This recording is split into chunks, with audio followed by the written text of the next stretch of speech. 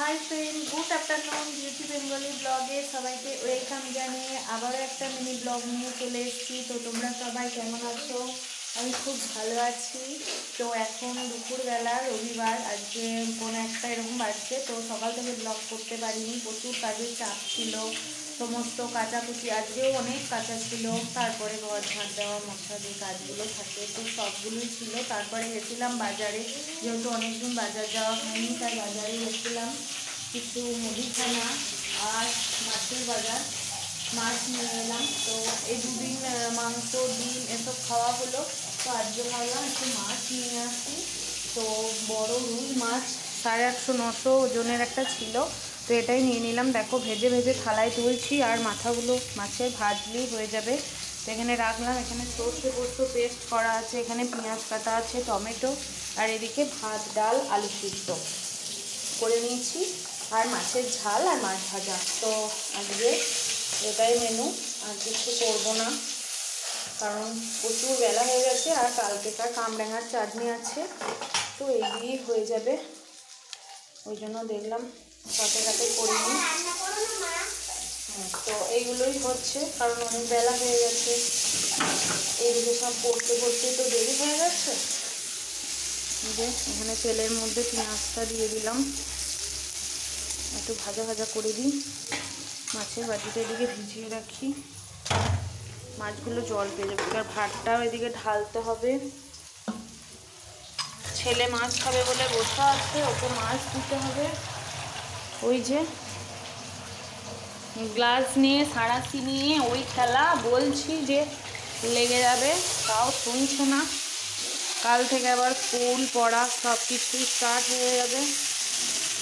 তো ওই জন্য এই দুদিনের ভিতরে যা কাচাকুচি ছিল সব করে নিলাম, কারণ প্রচুর কাচাকুচি ছিল। কম কম থাকলে প্রতিদিন ডেলি কাচি। তো এটা একটু ভাজা ভাজা হোক, নুন হলুদ সব দেব। এই যে সমস্ত একদম ক্লিন করে দেখো, আজকেও প্রচুর কাঁচা ছিল। এই যে সব কেচে কুচে মিললাম।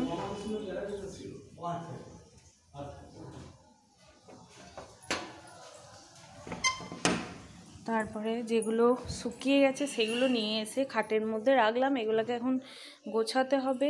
এই যে ঘরটা এইভাবেই ক্লিন করে একদম রেডি করে গুছিয়ে সব রেখে দিয়েছি। এখানে এগুলো সব গুছাবো, আর সব কিছুই সারা হয়ে গেছে। তারটা পরে সন্ধেবেলায় গোছাবো। কালকে শোকেসটা, তারপরে আলমারি যেগুলো গোছানো ছিল সবই গোছানো কমপ্লিট হয়ে গেছে। কি লাগিয়েছে কে জানে হলুদের কৌটোতে, দি দাঁড়াও মাছ বেছে দিচ্ছে। কত রকমের মাছ দেবো? ওটা রুই মাছ। কত বড় মাছ দেবো? হ্যাঁ বড় মাছ। তুমি খাবে ওই দিনে নিয়ে এলাম। না ভিডিও হচ্ছে। তুমি মাছ খাবে তো? খাবো। আমি পেটিটা খাবো। আচ্ছা তাই খাবে, ঠিক আছে পেটিটাই খাবে। পেটি পছন্দ। তোমার জন্য পেটি নিয়েছি, তুমি তো খেতে পারবে না, না ওই জন্য পেটিটাই নিয়েছি।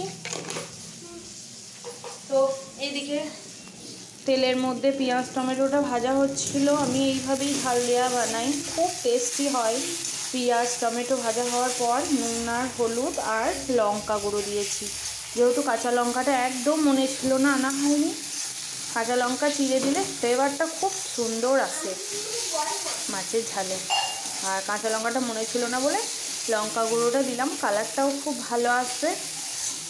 এদিকে মনে হয় আমার ভাতটাও হয়ে গেছে, ভাতটাও এদিকে ঢালতে হবে, তাহলে আবার ভাতটা গলে যেতে পারে। তো চলো আর ভিডিওটা কন্টিনিউ করছি না, কি করলাম না করলাম সবটাই দেখালাম, যতটা পারলাম দেখালাম। সবটা ঘুরে ঘুরে দেখানো হলো না, কারণ বুঝতেই পারছো প্রচুর বেলা হয়ে গেছে। এরপর ছেলেকে স্নান করাবো, আমার স্নান হয়ে গেছে। তো এই জন্যে ভিডিওটা এখানেই এন্ড করলাম। দেখা হচ্ছে নেক্সট ব্লগে। এখনকার মতো টাটা।